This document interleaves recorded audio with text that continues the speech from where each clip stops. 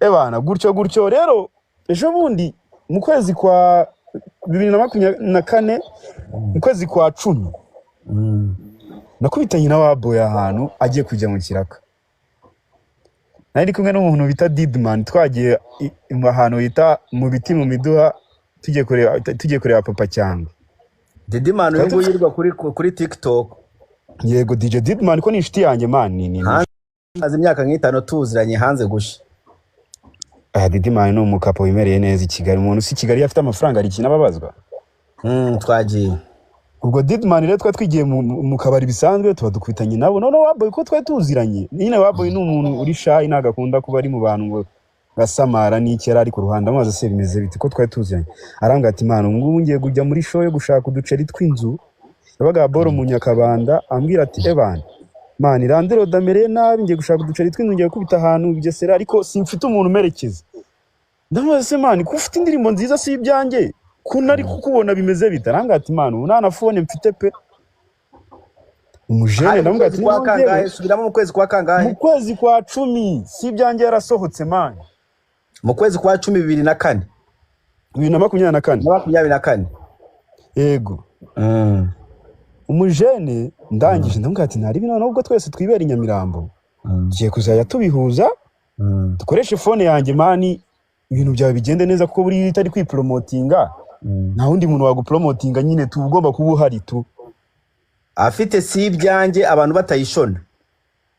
batayishona bro man nje nakoze urampeti namukoreye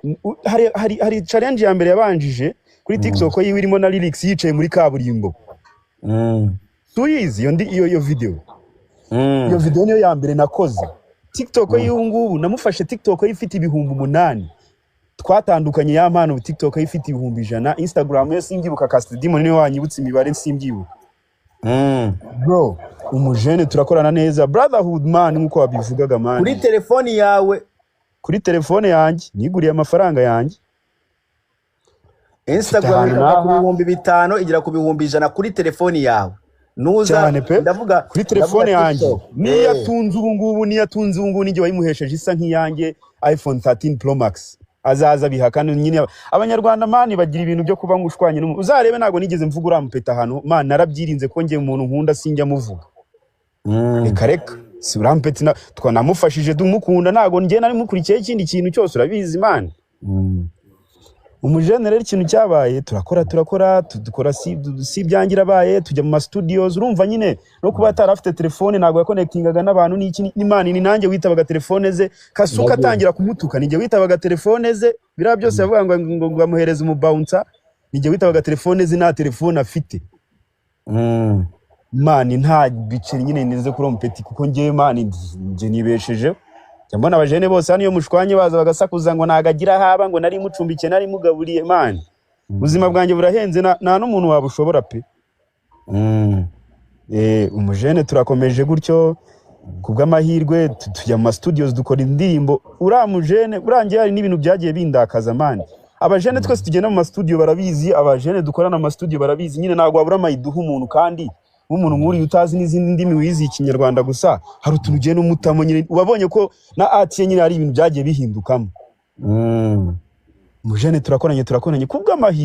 kubw'amahirwe man tugenda dukora uturirimbo twiza kubw'amahirwe tubonye stage nazanya namuga ati wejya mu biganiro uvuge gutya na gutya tu video tuzadukata mfite izindi platforms posting uzi TikTok yitwa NGO urayizi nazanya ndushyiraho aho ngaho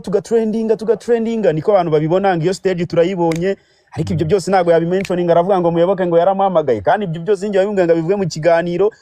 tubishyire kuri social media ba Ben barabibona baratwaplotchinga ngaho duperforminze muri arena tuvuyeyo ngo yasaze ngo twayikoreye Igisenyi ndabyibuka twagiye Igisenyi umujene wanjye yarampamagaye arambwira ati Pazo wamerekeje Igisenyi ko ndi gusinzira ukanantwara n'umujene wanjye ukora muri Savituwas bita Valence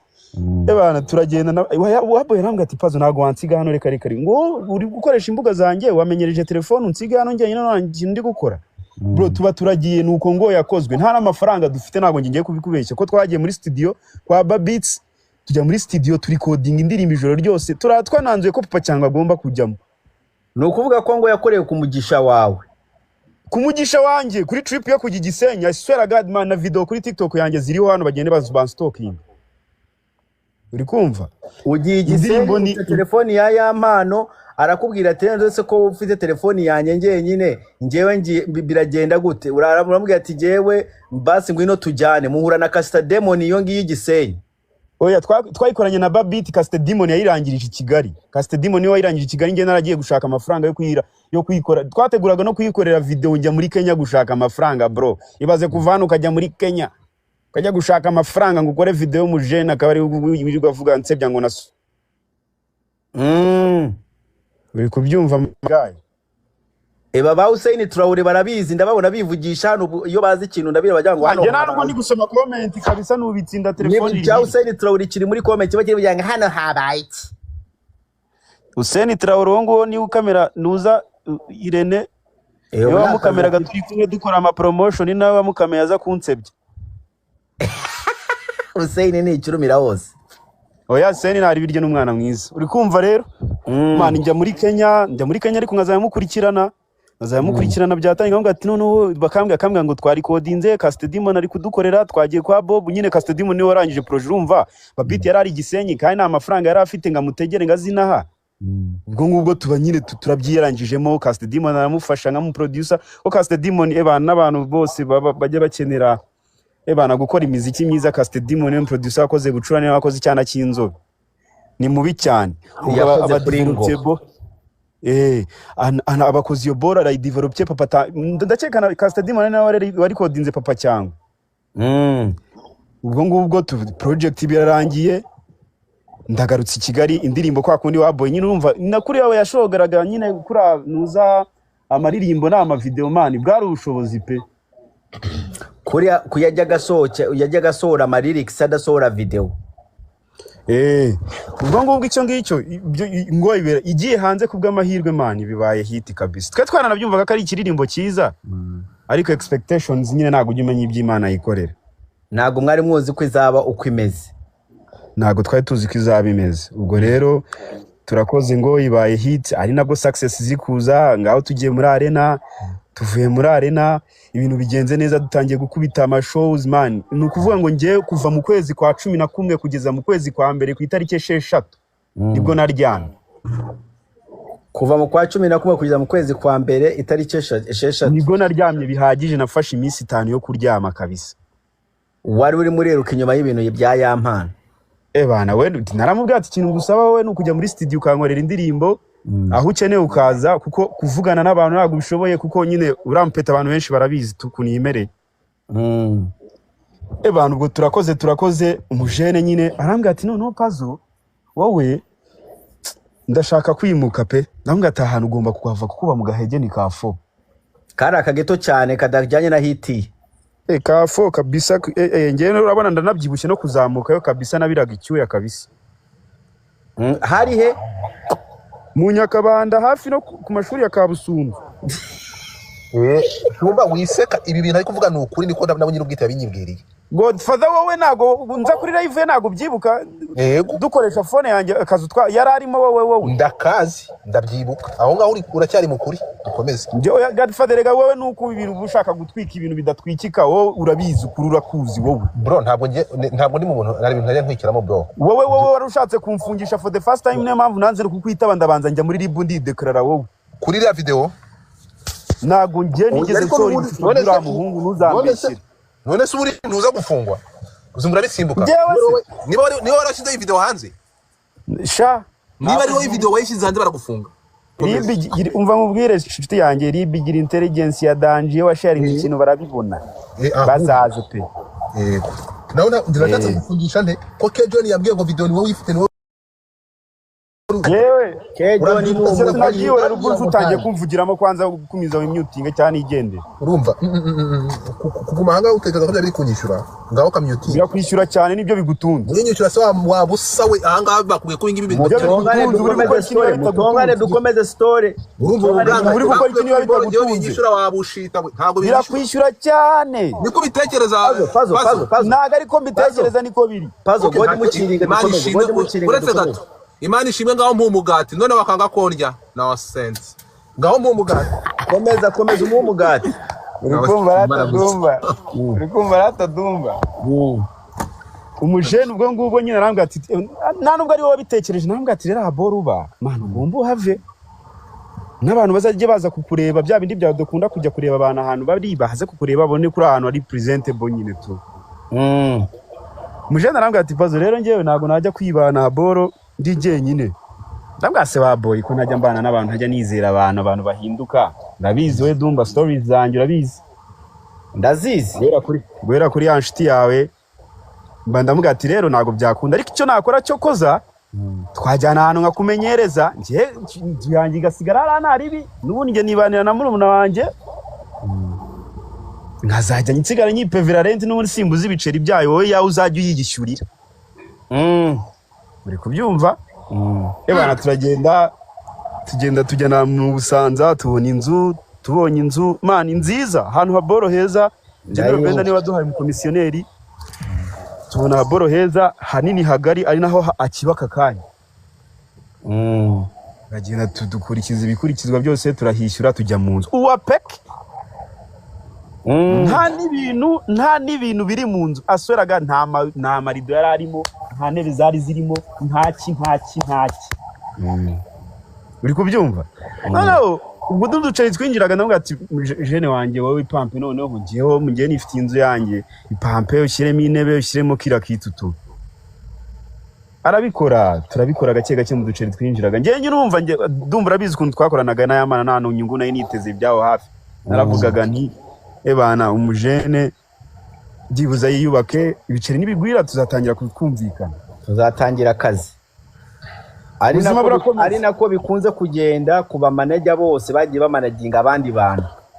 Yego niko bigenda. Noneho umujene ariko nyine tu mu gihe cyose nabanye nura mujene sintaranabyibagirwa. Uretse gato ya Pazo. Guys, uyu Pazo man ni umuntu atari ukuvuga ngo showbiz ntabwo ayizi. Pazo man ngiye mvuganye n'abantu mbanza baye. Pazo man ni umuntu wabaye muri Uganda na ba Eddie Kenzo. Ibi bintu byose bya showbiz ababizi. Pazo man ni umuntu uhinduka akavuga ikiganda akaba umugande nko kudumba meze. Do. Urukumva? Gerageza twumve Pazo. Sibyo? Kubaza ibintu bya showbiz ni kese turiho. Icyo nshaka kuvuga ko ntacyo wumva. Ndashaka ari abantu batarimo barumva ndabona nka comment ivuga ese ko byose ari kubyishiraho. Umupeti umuntu yagutaho ibintu bingana gutyo bakora ibyo biwerewere biri kwandika nose kubiza hano ibintu mukanya Dumba bamfashije amahirwe mfite ko ntari gusoma comment ukanazindinda mu mutwe wanjye ko reka ibya comment nzisibe ndifunge ngaho mu wallahi imbabaro zifunge pe ko Dumba ari comment do nje yari inkomi yo comment yari imfashe ku mutwe wewe bakuri bira bicucu biba byandika kare abantu se hano ko bandi bajya mu bukati fish wabona ari amana uri muri cat fish oya yameza ebana umujene turakora Didimani nguyu urugendo rwose yararuzi pe ebana umujene ubwo ngubwo aratangiye ari pampye iki mani nyine urumva na aho Haboro nta n'umuntu wadusuraga ko nyine twari dukeneye gukora ibintu byinshi aho hantu mu rugo usibye amaniga yacu bamuza badutera tatu ba Castedimo na producers twibereye aho nyine twihisha aho ngaho mu gihe turi kwiyubaka. Ubwo ngubwo turakoze ariko mu mico nagiye niga uruyubana n'umuntu uramwiga tu. Mico nagiye niga yuramujene agira defo yo gukunda ibiceri. Kakanya njyewe iyo bibaye ngombwa nshyira facts zose hanze kugira ngo ubyemere. Kuko nabonye umujene ashaka no gushyiramo akantu ko kunsebya kandi abizi ko ari we wankoreye amakosa. Umujene agira ikibazo cyo gukunda ibiceri. Njye man mba mfite team y'abantu, mba mfite aba videographer, mba mfite aba producer tuziranye, mba mfite ama studios. Nyine umuhanzi tuba turi kumwe abashobora ku accessing ibintu bitaduhenze. Sinzi umuntu wari umyutinze. Oya, hari ba moderator abandi mfite. No. Ubwo rero ikintu cyabaye umujene ako kadefu nkazanya nkabona ariko nkakihanganira ko njye man ndi umuntu wihangana nago nihuta nago mvoma hafi. Nkabona aba producers arabambura ntabitaba. Nkabona aba videographers arabambura ntabitaba. n'ikimenyimenyi nigeze kurakara igihe ino case ibyuka ndagenda mpamagara abajene yari yambuye igihe ahantu twashwanye tuvuye Gisenyi gukora concert abajene bamufotoye amafoto n'umugore we ku kirwa nta nubwo ari we wabishyuye uri kubyumva narabarikodinze ndabifite hano nyina ko kadefara kagira facts zikeneye dumanye nazi kwihera akadefa ko gukunda ibiceri kandi none akakwima umuntu ibiceri bye yaramukoreye atanabibuze nicyo kibazo nicyo cyambabaje kubyumva uzahamagare Cast Demon si umuproducer wiwe uzamubaze niba ari na royalties azijya muha kuri indirimbo ze nyine wumva ukuntu uramujene abantu bamukunda mumugire nimwe bamwihoreye eba umujene iki aba producers bakamundegera ba Logic hiri nago ndi bubeshye bananyihanganire kabisa bakamundegera atari ku mujene wawe mwana kaza duferafera ndabyibuka rimwe twari tuvuye gurecording indirimbo kwa Logic mana aramufera ya ndirimbo ye na Austin ngo mani ngo urumva ngo Austin ngo yangoye ngo namuguriye amavuta nakibuka ukuntu Austin twagiye kumureba kuri restaurant nta n'ikintu dusabye akaza akaduha drop mu ndirimbo akigendera mani bikandya nyine mu mutwe tu umujene nyine icyo kibazo cyo gukunda amafaranga ni ikibazo cye uri kubyumva niba ari inzara yabyo simbizi abajene benshi bamundege nyine tukabyitwaramo bamwe tukabasotinga cyangwa se nkanikoramo sometimes ebana nkituriza n'ikimenyimenyi kugira wumve ko ibyo bintu ari kukubeshya ya mpano kuva twatandukana uyu munsi wa none ugiye kureba indirimbo yaba yararecordinze ntabwo yazirikodinze nabo ba producer ndi kukubwira kubera iki ntago abishyura yavuye kwa Element manager yarafite muri Amerika mwishyura project ageze hamwe yihereye amafaranga ngo azajya yijyanira agashaka guhereza Element ibihumbi 300 kandi bari bafite ayandi basanzwe bakorana uri kubyumva akabacitse gutyo uri kubyumva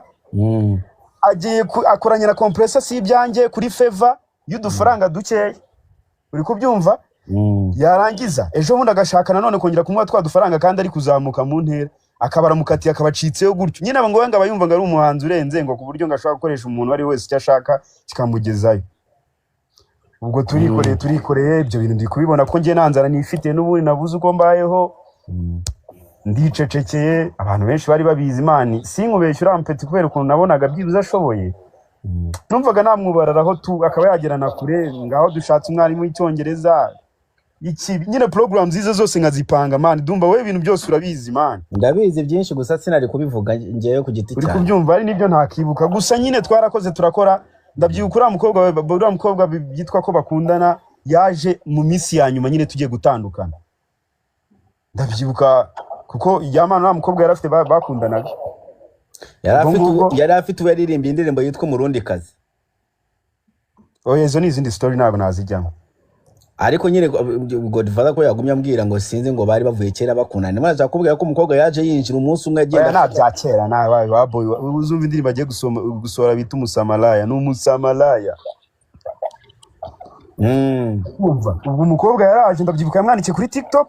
mbari njyewe none musubiza for the first time namwe ariko hano hari icyana bana hano hari icyana cyakwandikiye da icyana nyine ukurabizi kundu dusanzwe tubigenza ubwo ngubwo icyana barapanga tujye ku kadete aranga ati rero njye ibintu bya date ntago mbizi pazo merekeze ibaze ko namerekeje kuri date pazo buretse gato wavuze ngo agenda kwimukira mu Busanza i Kanombe wari wabanje kumwangira uramubwira atagende mu nzu ayishurire wowe uzagumana na murumuna wawe mwatangiye kubana gute ntago wanyumvise neza naramubwiye ati ntago nge nakimukana nawe jya mu nzu yawe niba unkeneye hafi yawe nzajya mba mpari ariko sinakimuka ngewe inzu yanjye irasigara ari Nyamirambo ni nako byagenze reka nubwo nabaga ndi kumwe nawe ariko nje most of times ni Nyamirambo niho nakuriye mani narazaga nkiryamira iwanjye Pazo ntabwo wimutse complete ngo mujye kubana reka najyanye imyenda nabyo akavarisi gatoya okay reka none subuku naba mbeshya se reka abantu badusuraga barabizi babagana miki bose nabasoti dore soti nguyu nawe yadusuye nguyu uri kubyumva kubera rero ubwo ngubwo twari tugeze ku cyana arimo aravuga ngo barakwirukanye so sinumva ukuntu bakwirukanye mu nzu ariko se ntugakabura kumbeshyira mpari aya Godfather narabyumvise twibisubiramo tubyihorera hata ntacyo bitwaye ndi kukubwira Dumba waretse kumbeshyira mari ariho du kazu gato babagamo kiko kimbeshiye mari bana yaravuye mu kazu gato bari ngaho mbabaje abantu umujene wanje barabyumvise bo gatsindwa yarakumbeshyira umujene wanje ebana tugenda kuri date duhura n'icyana cy'inzobe abana barashimana turasangira turataha nabaritahira umunsi yagarutse mu rugo ntiyigeze ahava umukobwa yaratashe aza mu rugo no way nako Godfather ngo mubwira ibintu cyane ukahakana no niba nkumvishe neza puzzle umukobwa niwe wamubwiye ati hari umuntu wakwandikiye kuri TikTok nijye wamwe nabwiye abana hari umuntu wakwandikiye kuri TikTok barandikirana turahuza tujya kuri date baramenyana iryo joro umukobwa aritahira ariko igihe kindi yagarutse ntiyavuye mu rugo turashize gusa aricyo bitwaye twararaga mu byumba bitandukanye inzu yari nini rwose dusangira saro gusa buri wese afite buri cyumba gifite douche yacyo itsoke ibyo yarabimbwiye man nyine umukobwa ngo yasohokaga mu nzu basanga ngo wiryamiye mu ntebe akareka sinjya ndyama mu ntebe Godfather mu bintu cyakoza ujye umara bikanahari ariko ndikukubwira verisiyo ya nyir'ubwite verisiyo ya nyir'ubwite ariko utandakaza kwanza tubyihore dukomeze nuko sibyo ubwo ngubwo umukobwa aje mu rugo urumva twaga dufite akazi mani urumva umukobwa yaje mu rugo next day twari dufite umutipe bita amuzi utera amatatu yagombaga kuza gutera amatatu wa boy araza ageze mu rugo asanga nyine umukobwa aracyahari wa boy akwamira mu cyumba cy'umweru cyose aza muri saje kwirira gusa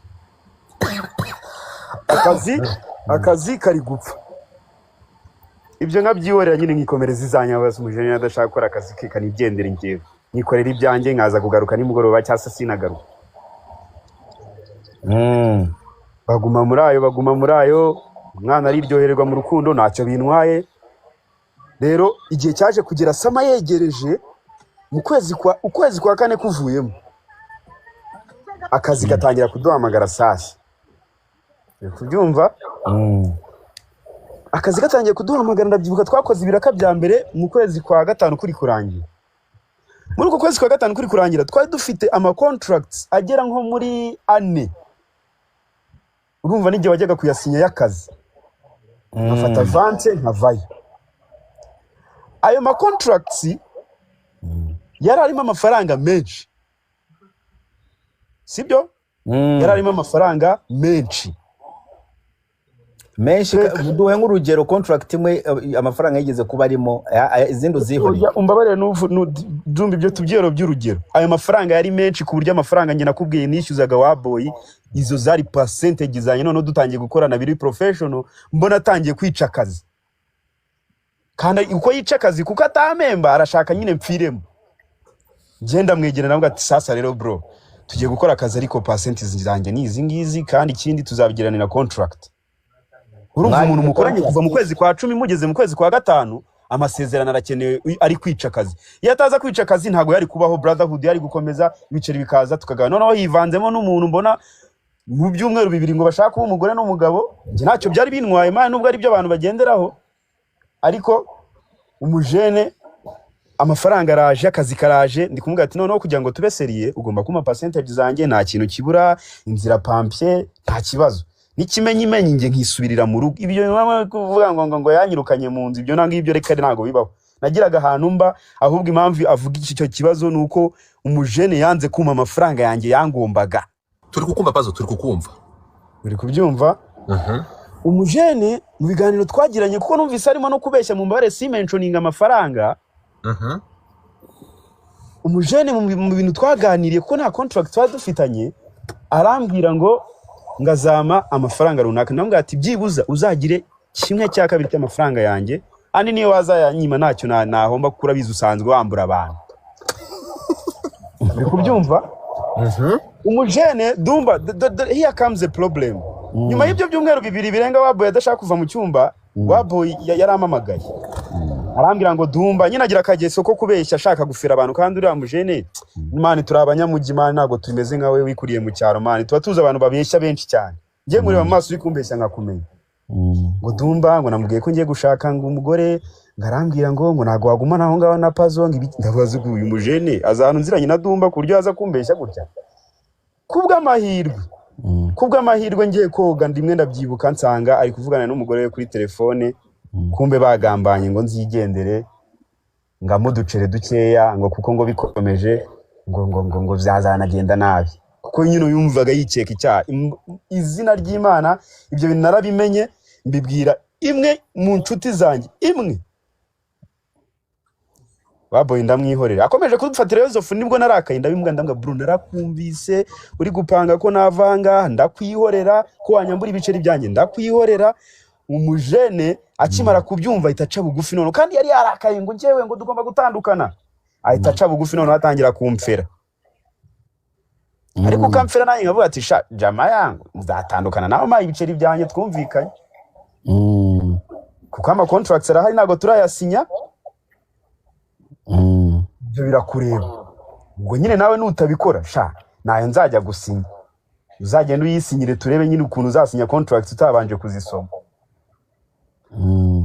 tangwa se utari kumwe n'umuntu wawe kuko akazi naga ari we wakadirinze ndabyibuka neza ubwo ngo umujene atangiye kumenya gucyumva n'igihe wadiringa akazi ahantu nikangiyemo umujene yansize mu rugo ngomba kujya gusinya contract imwe yari big ajya kuyisinya bwihishwa atambwiye noneho yari yambwiye ati genda uhure na Caste Demon ni ufite abakire muhure noneho jyana ibyangombwa byanjye usinye muhamagaye yanga kunyitaba turi kumwe na Caste Demon amuhamagaye aritaba arambwira ati ariko amukaritasiwe Pazo ari kuguhamagara kandi ari kumwe n'abakire wanze kwitaba ubwo ahitamo amagara kuko yari yamenye ko namuketse amafaranga bari baduhaye icyo gihe ahitamaho pourcentage yanjye kugira ngo amfere ndaceceka umujene andi mafaranga yose izi akandi kazi ajya kukidiringira ku ruhande rwe uri kubyumva agiye kwadiringa ku ruhande rwe nibwo hasohotse inkuru ngo y'amano ngo yibye icupa ry'amarura mu kabari kwa kuntu umuntu yirakaza nyine urumva yagiye wenyine ari kumwe n'umugore we naga ari kumwe nanjye ubasha kumukontrolinga wowe uramuzi umujene ahagurukanye icupa ry'abandi aragenda amazi si ibintu bigenze gute ati byihorere bani bikinda bikavaringa bari bageze muri ribu bro bari kuturega hejuru y'icupa ry'amarura kareka ibyo birarangira the next day twari dufite akazi k'imusanze k'abantu bari bateguye ibinuza bari gutanga pads z'abakobwa imusanze n'igisenyi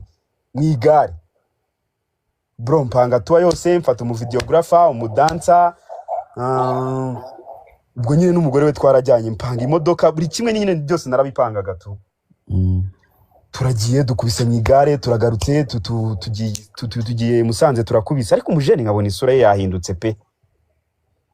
ibyo singi nani turapfa ma afite icyitwa bakita body language bro ngiye ndabyibuka urumva yari umujene wanjye dusanzwe dufata n'udu challenge twanjye cyase na Snapchat ndabyibuka ari video ya nyuma namufashe bro nanjye ubwanjye tumaze gushwana nayisubiyemo ndagira ubwoba kabisa umujene ukuntu yari ari kureba yari yarakaye pe tugeze Musanze in the morning dufite akazi bro umujene yanyicaje muri salo ya nahantu twari twaharaye muri hoteli urumva nge nari naraye hasi baraye hejuru man turi muri salo turi gufata breakfast n'umugore we yumva arambwira ati Pazo ari amafaranga twumvikanye ndaguha kimwe cya kane umvire mu nzu ugende nanjye ndambwira ati waboye ibintu bihisemo ko tubiganira umugore wawe yumva izina ry'Imana ninkuva imbere kubera ukuntu wambura abantu benshi ninkuva imbere utamaye amafaranga yanjye na contract dufitanye ari amafaranga araze ngiye umereza amafaranga yanjye nigendere kuko ndakuzi bizarangirira ntuzanagire ngo gutandukana n'ababoyingi byarantunguye naga ari umujene wanjye imbere mani bashwanye abajene bose bagiye bamwandikira indirimbo aba producers biwe bose birirwa hariya nago nyine wewe wabyumva tu ndabyumva ndambwa ati urabeshya tuvi Musanze tutavugana twavuye Musanze ari kuwa gatatu kuwa kane nibwo ibyo bintu byo gusinya ama contract byabaye njya kureba Caste Demon kuwa gatanu man dufite nakazi man umujene arangije anyohereza amafaranga kimwe cya kane nkuko yari yabivuze mbona byabaye intambara ndituriza bro mfata kavarize kanye najyanyiwe inshyira mu modoka nditwara ndataha iwanjye bro hacemo iminsi 3 kwa kuntu udacekinga momo na ya mafaranga nsanga ya reversinze kuko yarabikoraga yigeze kubikora Bob ngo yamutindije umpeta arabikora cyane for real nge umpeti yiyemeje nyine ngo niba ari ikintu narambuye Duma narabikubwiye ndi kurira Uganda urabyibuka nta muntu n'umwe uzigera aza kunsebya ngo nanjye muhereze kuko nge ntago nyiba muri showbiz sigaye ndi umuntu usanzwe ngiye na kariyeri zanjye zingira umustar zose naraziretse for real umujene amafaranga naje gusanga yarayisubije ndaceceka noneho ikintu cyabaye iki ngiki mu kinotinge cyane ku kijyanye na video kuko nyiragiye kwideklarara nanga n'impamvu zanjye ni nayo mpamvu naka kanya nyine ibyo case yabaye kera man umujene kwa kundi nyine afite umuntu mu distributing imiziki of course afite email ye uri kubyumva afite manager we of course afite logins ziwe urabo muri America James Ruzindana afite abajene benshi yagiye loginga ini muri telefone zabo email yabirimo uri kubyumva man ibi biboro bavuga ngo by'ibifite nani byo nari nzi ko bifashe ko nabyo yigeze nyereka kuko ntago nari nyireba muri phone iyo phone afite ya 13 Pro Max isa nk'iyanjye neza photocopy yoherejwe no mu diaspora w'inshuti yanjye nahujwe nawe na Didiman kuri Twitter atwohereza telefone dufite ikibazo cyuko Godfather arabyibuka dufite ikibazo cyuko waboye na telefone afite operation yarayizi uri kubyumva umujene telefone yariye nanjye yanjye ari yanjye ikintu cyabagaho ni kimwe nari mfite TikTok Instagram muri telefone yanjye uri kubyumva ibintu byama ntago iCloud yari muri phone yanjye kuko telefone yari ifite terabyte yanjye ifite storage iri hasi ntago nyine yakwirwamo ko nanjye bafite ibintu byinshi umujene rero kuri uko kuroginga ine ahantu henshi kandi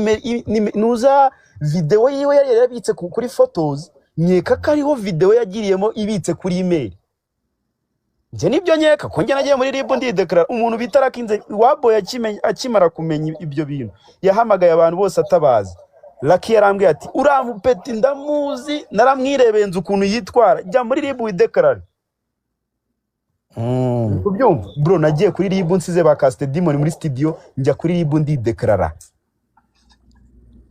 ndicecekera aragenda akora ubuganiro ariko ngiye umuntu twabanye neza se najya kuvuga iki ko naje niyo umuntu ugiye kwisobanura hano ugaragara nk'ikigoryi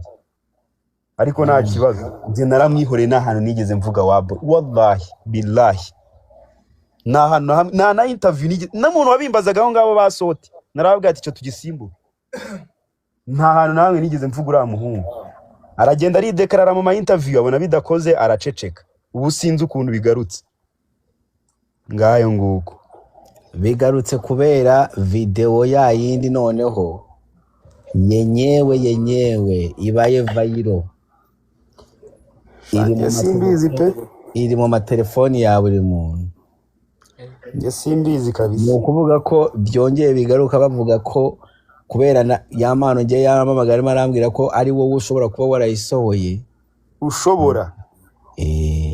urakoze ko yani mwebwe mwari mufitanye ikibazo yarambwiye ati umuntu dufitanye ikibazo ni puzzle kandi singe rero kandi Dumba ibyo bintu urabizi man shamana yanjye nago nakora ikintu cyarangiza ngo umuhanzi man mwampaye ijambo gato niba ntacyo bitwaye puzzle Dumba kiriya gihe ushobora kuba waranyumvishe nabi urumva ntacyo nakumvishe nabi Godfather warambabaje narakwanze warambabaje okay nibyo byiza ni byiza ko ushobora kuvuga hano ngaha ariko aho nakubabaje ni numva narakoze ikosa ndagusaba imbabazi ngiye ntabwo ngiye mfite ikibazo ntabwo ndanga kugira ngo babaze umuntu bro ntabwo ngiye mfite mu mutima wa Godfather kumva ko nagambarira ko babaze umuntu bigambiriye baduhaye screenshot urukumva iriya screenshot ije untega amatwi ije abantu barambwira ati umuntu uzaha iyi video cyangwa iyi video ya mpano kuko wibuke ko nyuma nageze aho nkababwira ngo muri gutwikira indirimbo kwa ndirimbo igiye gusohoka kuko ngiye nari nkuzi nk'umuntu reba inshuro mwaje hano puzzle wowe nuramujene umusupportinga ibi ntavuze byo gusupportinga ibyampano yarabikoze du uyu mujene yaranya approachinze oyo uramujene uburyo uramutika nabivuga gutyo uramujene usibye kuririmba nta kindi kintu yakoraga by the time uri kunyumva du none se akazi namukoreraga ubu ngubu kari he uburetse gato noneho ngiyewe nuza kurangiza Dumba unani puzzle uraza gusanga haraho nageze nkavuga ko ari plank n'uyu munsi noneho abantu baranyegera njya kwa Kejon ndamubwira ni plank ntabwo ari plank arambwira ati ntabwo bintu ari plank uzi ko ari screenshot iri foto Dumba negereye puzzle hari kazo najyaga nawe ntitwaganiraga hari ikibazo nagiraga nawe bro nagiye ndensista nashaka kumenya niba eske ni prank bafite indirimbo bagiye gutwikira cyangwa izo nkuru waje nabi Godfather waje nabi niyo mpamvu nanagukubye pe impamvu ntabwo naje nabi impamvu uzikora sinakubwiye ikintu cya prank ntabwo nani iyo video uranyimpa noneho Kejo narambwira ati ni Kejo I think ni Kejo niba nibuka yego ubaze ntuza Didima no wampaye nimero yawe ni Kejo namuzanye hano ninde Kejo nese nta hari buriya yaba adahari nazamuye muri sote niyo wampaye nimero yawe niba atari ntuza niba atari nimero yanjye urayigira wibeshya nimero yanjye ndavuga kiriya gihe sinibuka ariko kigenda nari gifite bireka nimero yanjye igira kuva kera wibeshya njye ntabwo nkunda abantu babeshya gusa ibintu ntambaro manze wumvi noneho numva ari ugutwira namufite nk'indimo mushaka gupromotinga nuko ndangije nguhamagaye bro urambwira ati Godfather nta video mfite urukunyumva baza Kejo naravuga ati Pazo niwe ufite video nibwo nagarutse ndavuga ati Pazo unyimye video uyifite Kejo niwe unshinja video tega amatwi nyumve ntabwo njye ngira amagambo subiramo Kejo niwe unshinja video tega amatwi hano wumve impamvu ntekereza ko Kejo yavuze ngo ni wowe ufite video ntabwo avuga ko uyifite ko bari kuvuga ko ari wowe uyifite yavugaga umuntu ushobora kuba yifite reka nte gukoresha amagambo nkuko atari hano bari kubikodinga umuntu ushobora kuba afite video ashobora kuba ari arinde ari Pazo guhamagaye urampakanira urambwira ati gufata ibyo bintu kuvuga ntabyo nzi uzi ukuntu wambwiye nyuma ndugira ariko ati niwe nibwo naje cyagera ngo ati kubwira nabi ndavuga ati uranye ibyo uvuga ngo naje nabi byo naje nabi ndavuga uranye ma video uyifite man uhita nkupa sibyo so here is the thing nyirubwite arampamagara nyirubwite nani yampano akoresha statement iyi statement tumamaze kwisubiramo none aha nawe wahuye na yampano atagira telefone wowe ufite smartphone kuvuga kuva ku mbuga nkoranyambaga ze n'amavideo yose buri kintu cyabaga kikeneye gukoreshwa kuri media byakorerwaga no kuri telefone yawe n'ama account ya social media yabaga kuri telefone yawe arambwira ati hari igihe nafataga telefone ye nkayirarana urimo kunyumva so nk'umuntu twaramaze kuba nk'abavandimwe niba iyo video bari kuvuga ihari ubwo yarashaka kumpamiriza ko atari prank kuko ngira ngo ati mwabashenze mwe izo ni prank ngo mufite niba mugiye gusohora murashaka ngo dutwike noneho arambwira ati iyo video birashoboka kuko byashoboka ko ihari cyangwa nta nihari kuko telefone nayikoreshaga nk'iyanjye ndetse hari igihe ajyaga no kuryama telefone nkayirara naye kuko nta telefone nagiraga so nta wundi muntu rero waba unkoreye ibi bintu niba biriho uretse Pazo uzi kiza kiriho se Pazo hari umuntu wigeze gushinja iyo video ko ari wayisakaje avuga ko nshobora ikintu ngiye kukubwira cyo kiriya binarangiye kubwira ikintu cya nyuma binarangiye na niryamire ko mukanya ngiye mfite akazi telefone yampano yari kodingishije video bivugwa ko nshobora kuba ari ngiye wayisharinze niye naga ari yanjye ni telefone ya yampano yego yari yaramaze kubona ubushobozi yaramaze gukora ikindi kintu cya kabiri yampano kuva yamenyana n'uriya mukobwa ntabwo njye nari nzi password ya telefone abo yayihinduye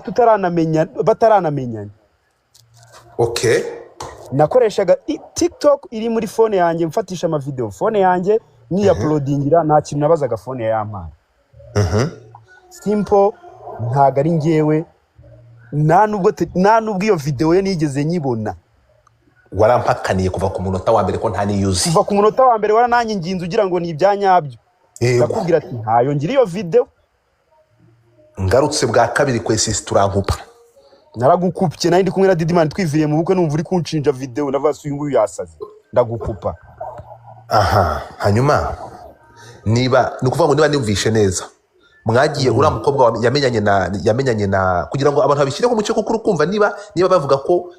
telefone yawe ari yakoreshaga ura mukobwa yamenyanye na yampano yaramaze kugura telefone ye cyangwa aragikoresha telefone yawe yego yari ihari telefone yari yaramaze kugura telefone yari ihari ariko adasoma nyine ama message ndambwira atari koreba muri message hari icyana kirimo tu yego ariko yari yaramaze kugura telefone ye gutyo kabisa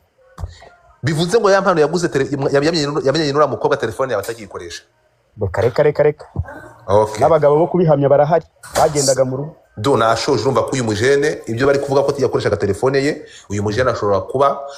babimurundaho kandi atari niba video itarafatiwe muri telefone ye. Sasa rero niba nta kindi kibazo mushaka kumbaza munyemerere pe mugaya saa 2 ngenda banibyukiye dore ni saa 9.